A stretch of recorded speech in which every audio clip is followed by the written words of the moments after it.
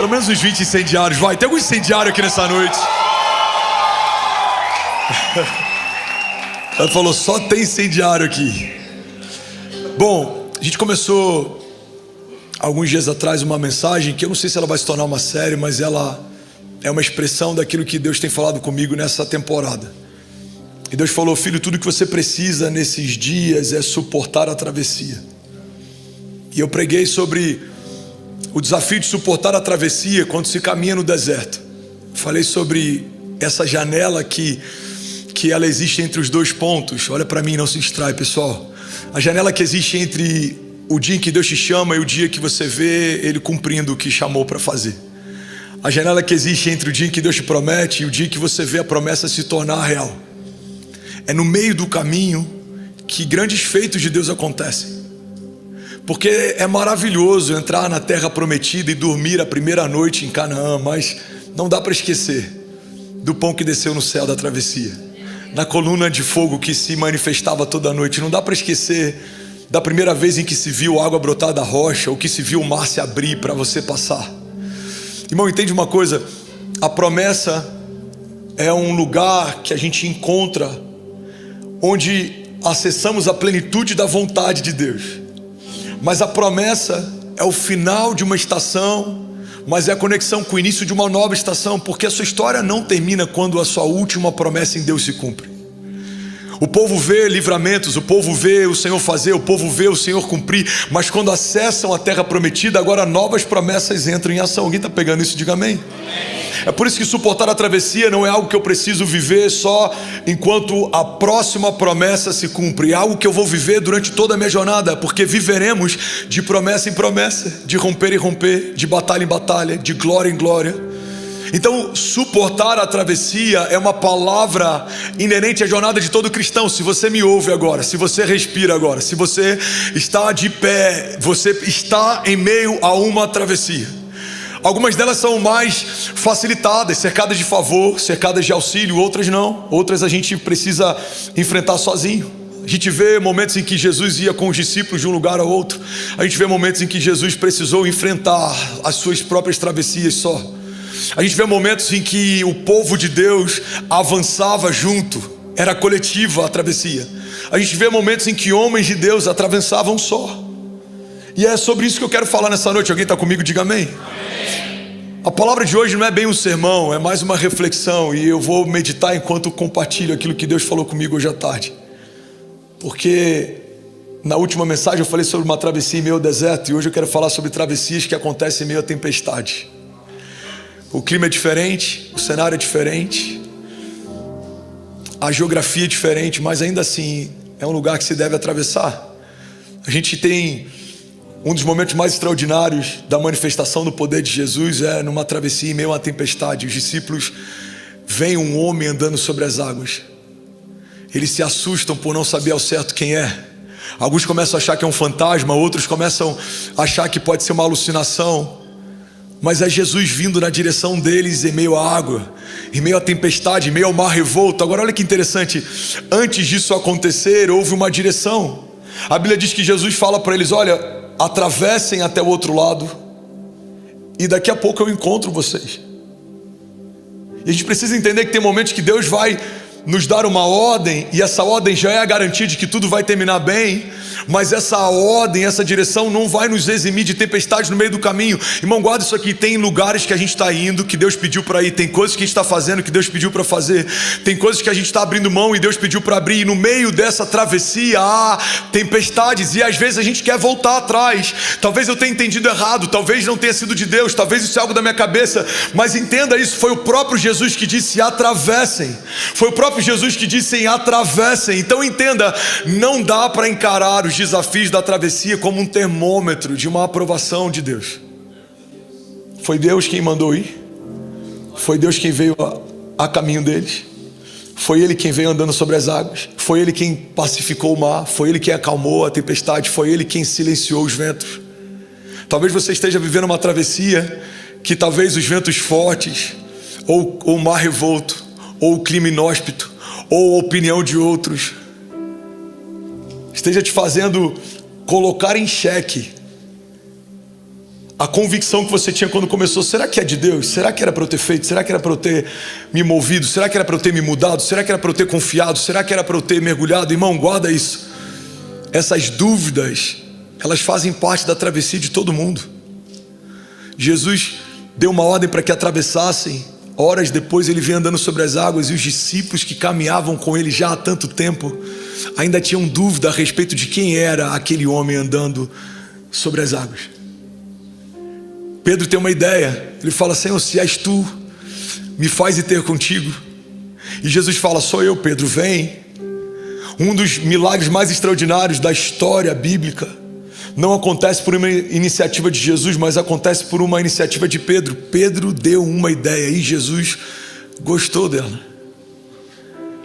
O que eu quero compartilhar é que talvez em alguns momentos em que o mar esteja revolto, você precisa provocar alguns milagres. Senhor, se é o Senhor que está vindo na minha direção, me dá um sinal. Se é o Senhor, me faz ter contigo. Se é o Senhor, me faz andar sobre essas águas turbulentas, me faz andar sobre esse mar revolto. Se é o Senhor, me dá uma resposta. Se é o Senhor, acalma o meu coração. Se é o Senhor, cala os meus inimigos. Se é o Senhor, confunde os que tentam me confundir, paralisa os que tentam me paralisar. Se é o Senhor.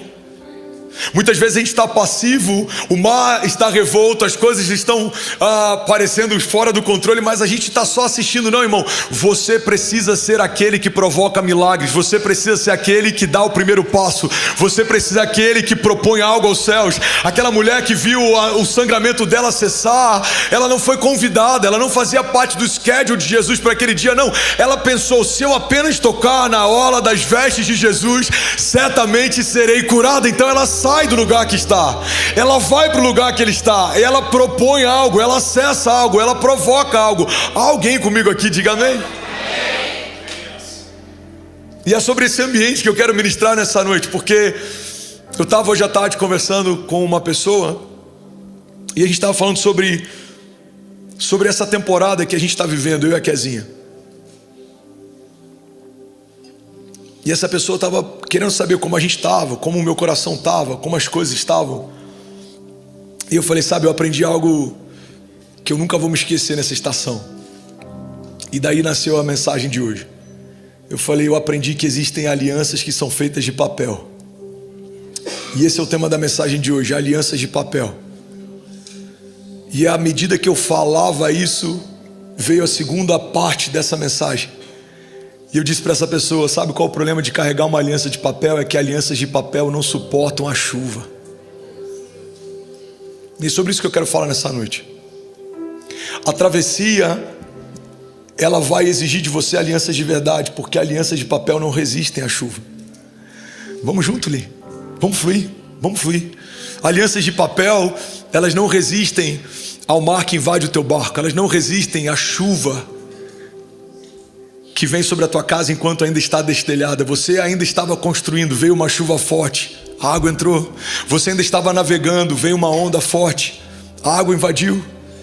Mas está tudo bem, se as alianças que você carrega são alianças de verdade, elas suportam o vento, elas suportam o fogo, elas suportam a água, elas suportam os processos, elas suportam os esbarrões, elas suportam as adversidades. Mas quando entramos num processo de travessia e as alianças que carregamos não são alianças firmes, estamos em sério perigo. A palavra de Deus diz que no tempo da angústia um amigo se torna irmão. E no tempo da angústia, alguns que a gente chamava de irmão, a gente percebe que nem de amigo poderiam ser chamados. No tempo da angústia, improváveis se aproximam e te alimentam quando você tem fome. No tempo da angústia, alguns que comiam na tua mesa vão embora e nem se despedem. No tempo da angústia fica muito claro o que é fé e o que é otimismo. A fé resiste ao tempo, a fé resiste ao fogo, a fé resiste à crise. O otimismo não. O otimismo tem a sua raiz firmada no centro das nossas emoções, no nosso coração. Por isso, quando a gente sente que o dia é mau, a gente se sente mal. Quando a gente sente que o dia é bom, a gente se sente bem. A travessia te faz perceber o que era uma convicção sobre quem Deus é e o que era só uma ideia a respeito dele. A travessia é como se fosse uma peneira em que permanece o que é bom e puro e se vai embora aquilo que é fútil, passageiro, aquilo que é frágil. A travessia, irmão, é um presente de Deus. Porque todas as vezes que a gente consegue suportar a travessia a ponto de chegar do outro lado, a gente vai acessar um novo nível de glória, de unção, de promessa. E nesse novo nível você precisa ter a sua mesa ressignificada, as suas alianças purificadas. Porque não dá para trazer para o novo de Deus aqueles que não suportaram com você a travessia na direção do novo. Alguém está pegando isso aqui em nome de Jesus?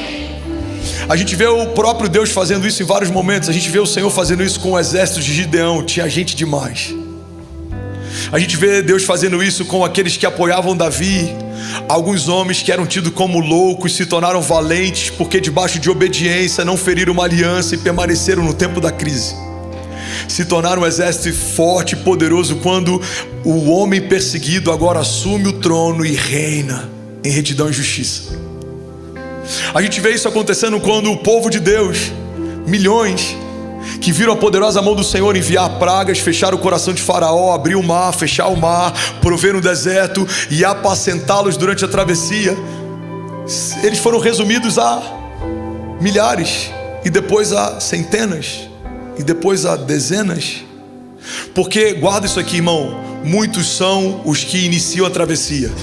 Você não precisa necessariamente de temor para iniciar. Você só precisa estar animado, motivado, encorajado. Você pode talvez estar só caminhando junto com o todo. Você pode estar no meio de uma geração que caminha para um lugar. Começar não é tão difícil. Tá todo mundo indo, eu vou também. Tá todo mundo crendo, eu vou crer também. Tá todo mundo falando, eu vou falar também. Tá todo mundo participando, eu quero participar também. Mas a travessia, ela filtra os tolos empolgados dos filhos convictos debaixo de uma palavra de Deus. A travessia, ela vai filtrando a sua real motivação. A travessia, ela vai filtrando a pureza do nosso coração. A travessia, ela filtra alianças, ela filtra histórias. É por isso que todo grande homem de Deus é usado por Deus depois que carrega grandes marcas em Deus. Deus marca homens para marcarem a história. Deus marca famílias para que famílias marquem histórias. Deus marca povos para que povos marcados marquem a história. A gente ouve uma palavra que é usada por muitos de nós como uma palavra de acalento e até de encorajamento, mas foi gerada num momento de sofrimento, de travessia. A palavra de Deus que vem para um povo dizendo: eu bem sei os pensamentos que tenho a respeito de vocês, diz o Senhor, pensamentos de paz e não de mal, para te dar o fim que você deseja. Essa palavra é dada por Deus a um povo levado cativo.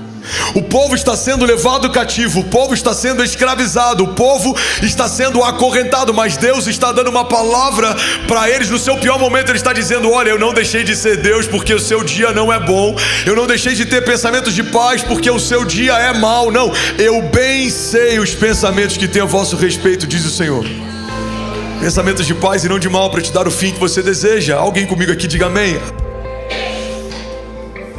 Então a travessia transforma meninos em homens, a travessia transforma otimismo em fé, a travessia transforma aquilo que é puro em algo mais puro, a travessia transforma aquilo que é bom em algo ainda melhor, a travessia transforma aquilo que é de Deus em algo que agora, além de ser de Deus, carrega o testemunho vivo. Imagina a travessia daquela mulher que sangrava, tendo que adentrar o povo, sabendo que aquilo poderia se tornar sentença de morte. Irmão, houve medo, angústia, preocupação, mas também houve ousadia, fé, convicção. E quando ela rompe a travessia, agora ela não é mais alguém que parou de sangrar, é muito além disso. Porque a cura que Deus libera sobre alguém que teve a ousadia de enfrentar a travessia não é só milagre para o corpo, porque o corpo tem data de validade. Aquela mulher não está mais entre nós, ela morreu. O corpo dela não está mais entre nós, foi curado, mas em algum momento ele foi enterrado. Ele veio do pó e voltou para o pó, mas o testemunho não. O testemunho passou geração, surgiu geração, passaram os tempos, passaram as temporadas, reis, nações, presidentes, estações, mas o testemunho dela ainda fala. Irmão, alguém pega esse nome de Jesus. Há algo que Deus vai fazer em você que vai durar por um tempo, mas o testemunho que Deus quer gerar em você vai ecoar para sempre. sempre. A palavra de Deus diz que uma geração após outra geração contará a respeito da grandiosidade dos feitos de Deus, e os nossos filhos serão poderosos na terra, e os filhos dos nossos filhos ainda mais, porque eles não só ouvirão sobre o que Deus é capaz de fazer, eles verão as marcas, os feitos, as cicatrizes, os testemunhos. Os nossos filhos verão o Senhor que nos fez andar em meio a desertos e tempestades, nos aguardar do outro lado da travessia. Vamos, alguém aqui, levante as suas mãos. Eu quero orar e declarar algo sobre você. Eu declaro em nome de Jesus que o mesmo Deus que te chamou para viver algo novo é o Deus que te sustenta enquanto atravessa, e é o Deus que te espera do outro lado quando você chegar. Não vai te faltar unção, não vai te faltar pão, não vai te faltar aliança, amizades, não vão te faltar testemunhos, não vai te faltar, porque o Deus que te chamou para andar é o mesmo Deus que te sustenta em meio ao dia mau, é o mesmo Deus que te sustenta quando coisas naturais te faltam. A palavra de Deus para alguém que está aqui me ouvindo nessa noite é: filho, clama a mim e responder-te-ei e anunciar-te-ei coisas grandes e insondáveis que não sabes. Porque travessia é tempo de clamor, travessia é tempo de ouvir os céus, mas ouve os céus quem da terra libera um clamor. Os céus não são proativos, os céus são responsivos. Você dá um passo, os céus se movem. Você libera uma palavra, os céus se movem. Você apresenta o teu coração e os céus se movem. Vamos, alguém aqui? Você enterra uma semente, os céus se movem. Você clama a Ele, os céus se movem. Você busca a Ele, os céus se movem.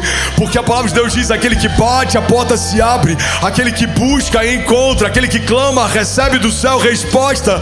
Quem sabe, no meio da tua travessia, aquilo que você está encarando como ausência de resposta dos céus, os céus estão chamando de apatia. Porque a mulher que sangrava e não sangra mais, ela se lançou no meio de uma tempestade. Aquele paralítico que queria ser curado, mas não havia espaço para entrar, ele foi içado do telhado. Aquele Pedro que voltou molhado para o barco, só andou sobre as águas porque propôs a Jesus um caminho. Irmão, pega isso aqui. Jesus constrói o caminho, mas foi Pedro quem propôs ele. Jesus cura a mulher que sangra, mas foi ela quem propôs o encontro. Alguém está pegando isso aqui? É Jesus quem cura o paralítico, mas foram os amigos dele que propuseram aquele encontro. Tem milagres na travessia que só acontecem quando a gente propõe algo.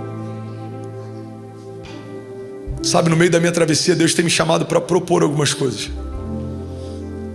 E as coisas que eu tenho proposto é: Pai, quando tudo isso passar, eu quero te entregar mais do que entreguei até aqui. Eu quero me apresentar mais puro do que eu me apresentei até aqui. Pai, eu quero aprender coisas com a travessia.